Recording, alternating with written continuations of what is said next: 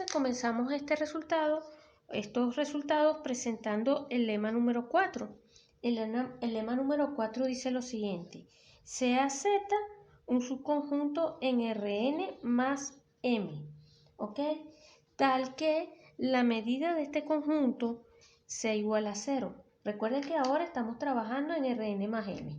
Entonces, la función característica asociada a Z pertenece a la clase Fubini o a la clase F, y además, y para casi todo punto X perteneciente a Rn, se va a tener que la medida de los I tales que el par XY pertenezca a Z, la medida de este conjunto va a ser igual a 0.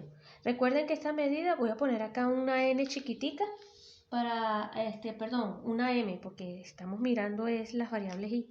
Este es un conjunto justamente en Rm, ¿ok? El z es en Rn más m, y bueno, para casi todo punto en Rn vamos a obtener esto que está acá, ¿ok? Este resultado. Entonces, la demostración de este lema es de la siguiente manera. Se realiza así: demostración. Bueno, primero sabemos que como la medida de z es igual a 0, entonces z es un conjunto medible y existe un conjunto H perteneciente a o de tipo G delta, tal que H contiene a Z y la medida de H es exactamente la medida de Z, que vale 0, ¿ok? En N más M, vamos a ponerlo así, en Rn más M, ¿ok? Entonces, como H es de tipo G delta, esto implica que la función característica es de la clase Fubini, ¿ok? Y así se tiene lo siguiente. Por un lado, vamos a tener esta cadena de igualdades. 0, que no es otra cosa que la medida de h, que no es otra cosa que la integral sobre Rn más m de la función característica de h, ¿verdad? Esto se expresa explícitamente como la integral sobre Rn, la integral sobre Rm, la función característica de h de xy, y aquí estaríamos integrando respecto de y respecto a de x, ¿ok? Tendríamos esa cadena de igualdades, ¿no? Entonces, permítanme acá limpiar un poco y organizar aquí la cosa. Entonces, fíjense, ¿no? Podríamos ver lo siguiente: la medida de los XY tal que X pertenece, vamos a escribirlo mejor, disculpen, la medida de los XY tales que X pertenece a H, la medida de este conjunto va a ser igual a ¿qué cosa? A la integral sobre Rm de la función característica de H evaluada en XY de Y. Pero esto, por lo que acabamos de escribir, es igual a 0. ¿Ok? Esto, por lo que acabamos de decir, es igual a 0. Ahora, este conjunto, los pares XY, tales que X está en Z, este conjunto está contenido en los pares XY, tales que X pertenece a H, porque acuérdense que H contiene Z. Entonces esto va a implicar que la medida de estos valores, esto va a ser menor o igual que la medida de esto, que es 0. O sea que esto implica que esto tiene medida 0. Y se sigue entonces, lo voy a escribir por acá, y se tiene que la aplicación de la aplicación que a cada parámetro i le asigna la función característica de z evaluada en x y, esto va a ser una función medible, ¿ok? Medible e integrable. Va a ser medible e integrable.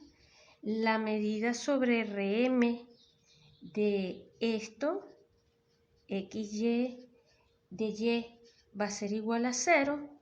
Y esto implica entonces que la medida de Rn, la integral de Rn, la integral sobre Rm, de la función z, y ahora con respecto a las dos variables, toda esta integral también va a valer 0.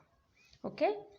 Y allí tenemos entonces demostrado nuestro lema en este caso. Ahora sí, vamos a demostrar el lema número 5 y con todos estos lemas ya estaríamos listos para hacer el razonamiento completo de la demostración del teorema. Entonces, el lema número 5, ¿qué nos dice? Lema número 5 dice que sea un conjunto E contenido en Rn más m. ¿Ok?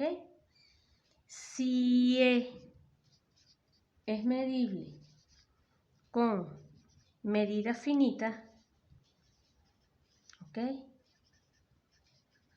Entonces, la función característica también va a ser una función de tipo Fubini, va a pertenecer a la clase F, ¿ok? Este sería nuestro último lema previo a la demostración. ¿Y cómo se realiza la demostración de esto?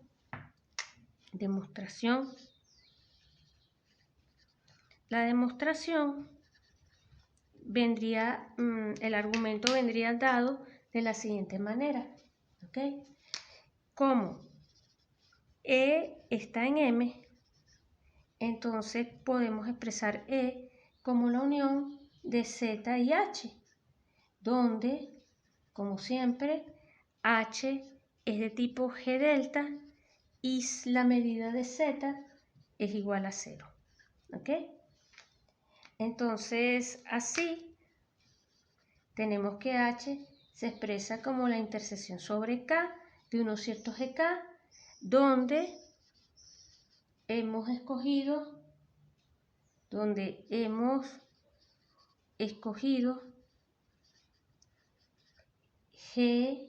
los GK con medidas finitas.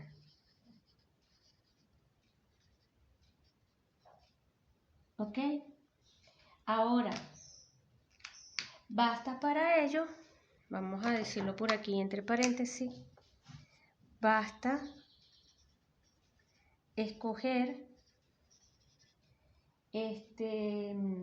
vamos a decirlo así, GK, tal que GK está contenido en E.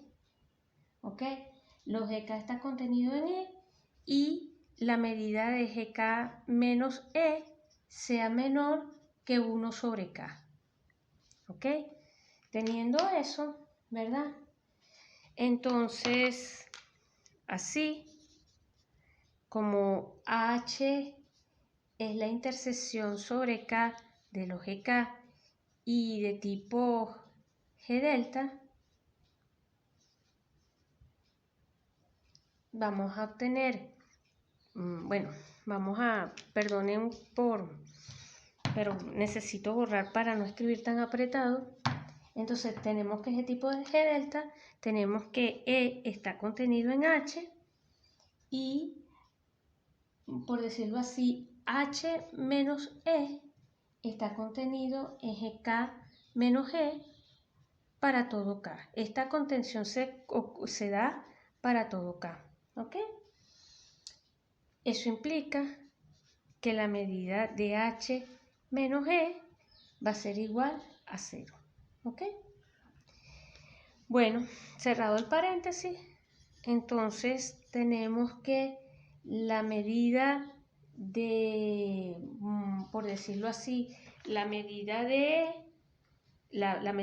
función característica del conjunto E va a ser igual a ¿qué cosa? A la función característica de H menos la función característica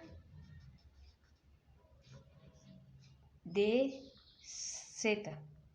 Ambas son de clase F. Esta es, vamos a decirle así, este es de clase Fubini, esta es clase Fubini, pero el lema 1 nos dice que la clase Fubini forma un espacio vectorial, ¿verdad? La diferencia entonces también va a estar, por lo tanto esto va a ser de clase F también, ¿ok? Y con eso tenemos la demostración de nuestro lema, ¿ok? Ya entonces sí, vamos a realizar el argumento de la demostración del teorema de Fubini. Entonces lo escribo por acá, demostración del teorema de Fubini, ¿ok? Vamos a hacer el argumento de este teorema, de esta demostración, ¿ok? Entonces tenemos que demostrar, o sea, debemos demostrar, lo escribo, debemos demostrar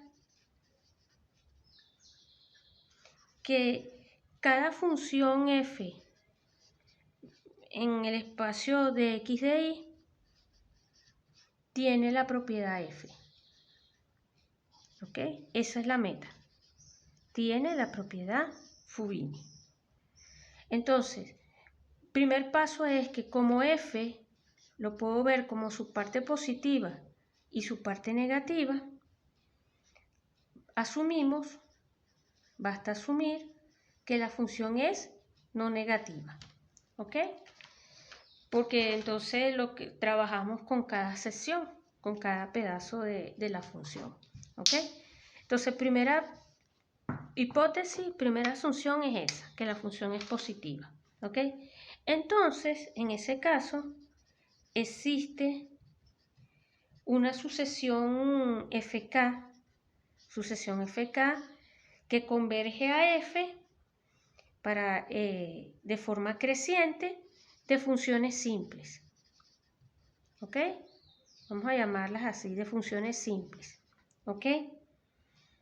Pero sabemos que cada FK es de la clase que pertenece a L de x de y, o sea, es integrable ahora en dx de y. Así que lo que hay que ver es FK tiene la propiedad f. O sea, las funciones simples tienen la propiedad f. ¿Ok? Basta entonces suponer para nuestro teorema que f es simple e integrable. Es decir, que f se expresa como la suma de una combinación lineal de unos ciertos b sub j, unas constantes b sub j, por unas funciones características.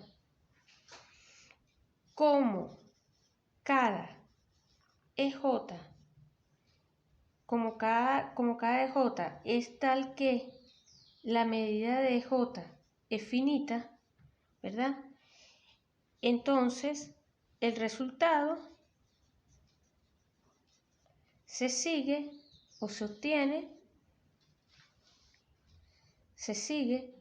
de los lemas 1 y 5. ¿Por qué? Porque sencillamente, fíjense que demostramos en el lema 5 que si el conjunto tiene medida finita y es medible, la función característica va a pertenecer a la clase Fubini. Y después demostramos que en el lema 1, que si tenemos una familia de funciones que satisfacen la clase Fubini, su combinación lineal también va a ser de la clase Fubini. Entonces, si la función es simple e integrable, también va a satisfacer la clase f y vamos por el lema de aproximación, nosotros podemos considerar una sucesión fk que converja a f de funciones simples.